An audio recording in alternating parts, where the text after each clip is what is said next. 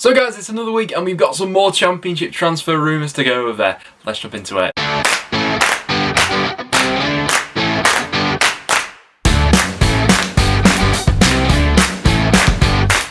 Guys, welcome back to another video on the channel. We've had some pretty big deals go through in the past few days, all of which will be discussed in today's video, as well as going over the most recent transfer rumours which are going around the league. Now obviously we had some League Cup action going on last night, we've got some more games going on tonight as well, so feel free to leave your thoughts on those games down below as well. But if you do go on to enjoy today's video, make sure to leave a like. If we get 400 likes on today's video, that would be massively appreciated. Now without any further ado though, let's hop into talking about some of these done deals. Starting out with my club, Preston North End, who confirmed the deal for Jamie Thomas after a successful trial with the club in pre-season. He was most recently playing for Bamber Bridge. He had an absolute worldie against us in pre-season where he scored a couple of beauties, and after a successful trial with the club has since been offered a contract. He got off the bench in the League Cup last night for us as well. This comes after the injury to Izzy Brown, so we were looking for someone else to fill in that number 10 role, and Thomas, if he does get a chance this season, I mean, it's a great story, isn't it? Martin Payro's move to Middlesbrough has finally been announced. We knew this one was in the works for quite some time, but Middlesbrough were waiting for the player to come out of quarantine before officially announcing him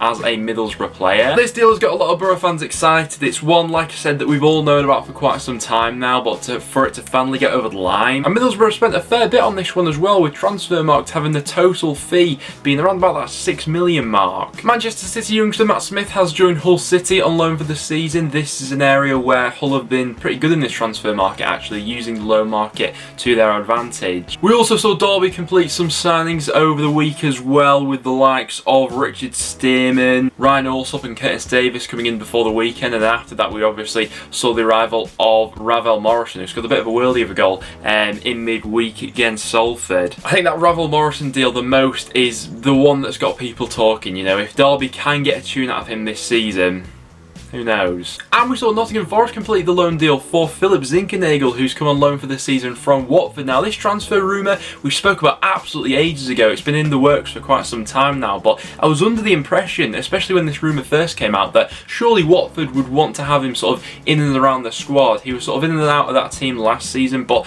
definitely showed glimpses of quality. He played a little bit more of a central role for Watford last season, but prior to that was more used as a sort of winger throughout his career. So I'm looking forward to seeing how he fits in at Forest this season. Obviously last year in that role they had the likes of Knockout and Freeman. This time around they've really looked to revamp that forward line, you know, the three off the striker potentially being like Zinckernagel or Joe Lolly, and then you've got the youngsters and Alex Mighton, Brennan Johnson and even Jack Carvalho maybe to come back into the frame. So yeah, I really like that deal from Forest there for this season. Middlesbrough have brought in Luke Daniels on a free transfer. He'll come in to add a bit more depth into their goalkeeper department. Ollie Norburn has joined Peterborough on a 3-year deal after spending the last 3 seasons with Shrewsbury. Stoke City completed the loan signing of Leo Ostergaard, who's come on loan for this season. Now this deal pretty much came out of nowhere, didn't it? But I've got to say, I'm really liking Stoke's recruitment this summer. When you think of a potential back three of Ben Wilmot, Harry Souttar and Leo Ostergaard, that's one of the best back threes, you know, potentially in the Championship right there. He was absolutely brilliant in his last loan spell with Coventry last season. I thought he was by far and away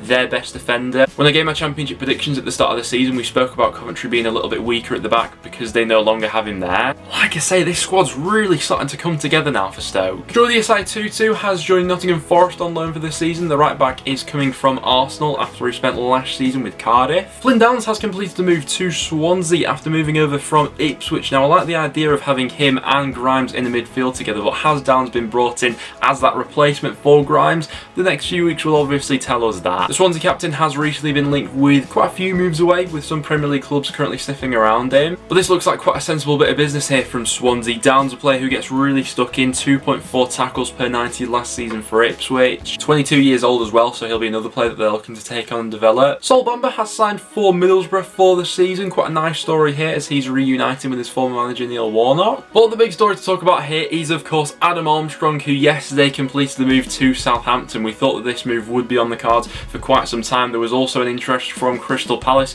which seemed to be quite strong at one point, but but Southampton was his destination in the end. He's going to be coming in to be that replacement for Danny Ings, with the fee in the end believed to be around about £15 million. Obviously, Blackburn will have to give 40% of that fee to Newcastle, as they had that sell-on clause. But overall, I think we all knew that this move was on the cards for quite some time. You know, Armstrong wasn't involved with Blackburn's game over the weekend. He only had 12 months left in his deal as well, so for Blackburn to get that fee for him in the end, I don't think it's awful business there. What's going to be interesting now, though, is that sort of trickle down of money that's coming into the Championship now from the Premier League. You know, the Danny Ings move, probably the Jack Grealish move in the end, was the sort of catalyst to set everything off. But it'll be interesting to see how Blackburn go about their business now for the rest of the window. Obviously, up until this point, things had been pretty slow for them, but I think that to get this Armstrong deal done and sorted with still some time left in this window was a positive for them, because the last thing they wanted was for this sort of thing to be dragging on until deadline day. But guys, there we have it. Those are some of the completed deals which have gone through in the Championship over the past 7 days. Now, without any further ado,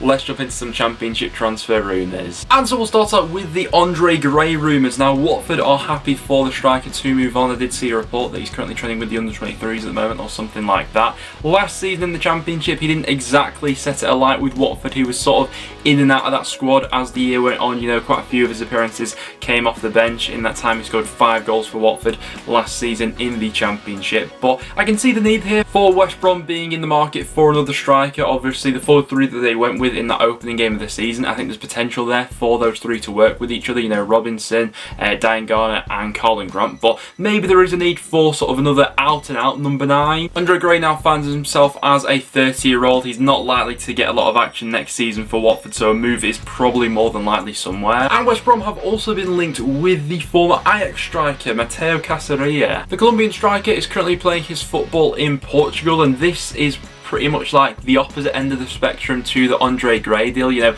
Andre Gray very much maybe a bit more of a proven striker, but very much coming towards the end of that sort of like prolific goal scorer cycle, whereas Caceria is only 24 years old, more sort of at the start of his career, getting his feet on the ground now, but has obviously never played in England before. So West Brom have a bit of a decision to go, yeah, sort of which end of the spectrum they're going to look to dive into. And then Daryl DK would probably be the perfect option in the middle. You know, he's got age on his side, but he's also proven at this level after he was absolutely brilliant last season with Barnsley. He scored 9 goals in 19 league appearances for them. Although this deal would be a lot more complicated to do with his current situation at Orlando City. Earlier on in the window, there were several Premier League clubs who were interested in his services as well. Whoever ends up with DK at the end of all this has got a serious player on their hands. Sheffield United are expected to get a deal over the line for Ronaldo Vieira. He's coming over from Sampdoria on a loan deal with a view to make that permanent heading into next season. Now, obviously, we know all about him from his time at Leeds United. I can't say I've kept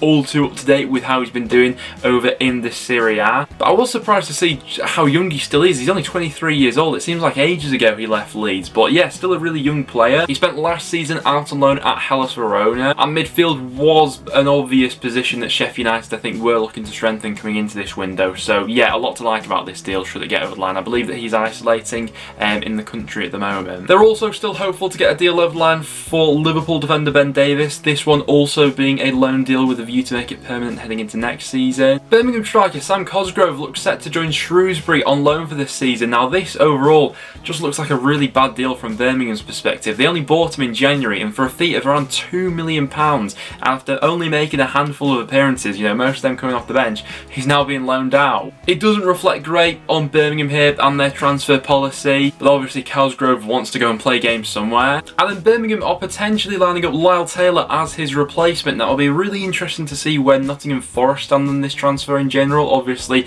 Lyle Taylor and Lee Bowyer have previously worked together. Taylor probably played his best football of his career under Lee Bowyer at Charlton, so the connection obviously comes from there. But Taylor, you know, did start off for Forest at the weekend, scored for them in that game against Coventry, and with Forest options up front looking pretty thin in general at the moment, if they are to sell Taylor, you'd imagine that they'd be pretty quick to go back out in the market for another striker. One player who Forest will be very keen to get back for this season is James Garner, who is being linked to all the top Championship clubs at this point in time. Now, Manchester United and Garner are said to be sorting out a new contract at the moment, and a loan decision will be made after he signed that contract. He spent the second half of last season out on loan at Nottingham Forest, where he did really well. Forest are one of the clubs who are most angling for his return at the moment, but also the likes of Stoke, Sheffield United, Reading have all been mentioned. Swansea was another one that I saw pop up. So he's certainly not going to be short of options this summer. Now, the sale of Adam Armstrong is likely to really spring Blackburn up into life for this transfer window, with Tony Mowbray coming out and saying he's hopeful to get in a couple of players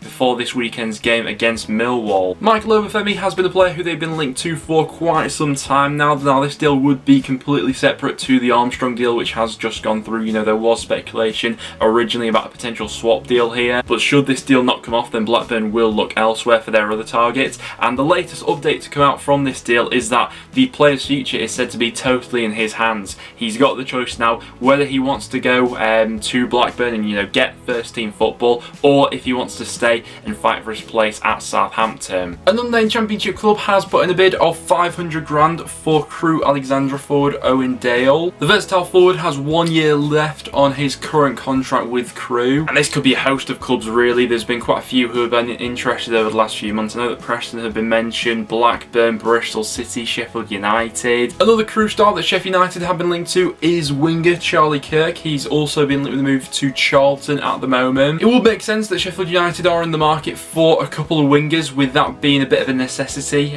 from their lack of width in their current squad. Some big news for Sheffield Wednesday and for the rest of the Championship is that Josh Windass has signed a new contract at Hillsborough, keeping him there until 2023. There were quite a few Championship clubs who were interested in his services, so for Wednesday to get him tied down, pretty big news for them. Kamil Grosicki is now a free agent and has been linked with a move to Derby. Now, I mean, this one will be an interesting move. Grosicki is a fantastic player at this level. At least he has been, you know, over the past few years, you know. From his time at Hull, him and Bowen were absolutely brilliant together. After he made that move over to West Brom, he only really played a handful of games, so I'm not quite sure where his current levels are actually at, because we've just not seen enough of him recently. He is 33 now, so he is getting on a bit, but he's still got a bit about him, hasn't he? It'll be interesting to see where he does end up. And then finishing today's video off with Nesta Guinness-Walker, who's currently been linked with a move to Huddersfield, Middlesbrough and Bristol City. The AFC Wimbledon fullback currently has just 1 year left on his contract. But guys, there we have it. That will wrap it up for today's video. As always, if you did go on to enjoy, make sure to leave a like. I always enjoy going through these Championship transfer rumour videos. Make sure to stay tuned on the channel. We'll have our score predictions video coming out on Friday, so make sure to stay tuned for that. But apart from that, thanks for watching, guys, and I'll see you all in the next one.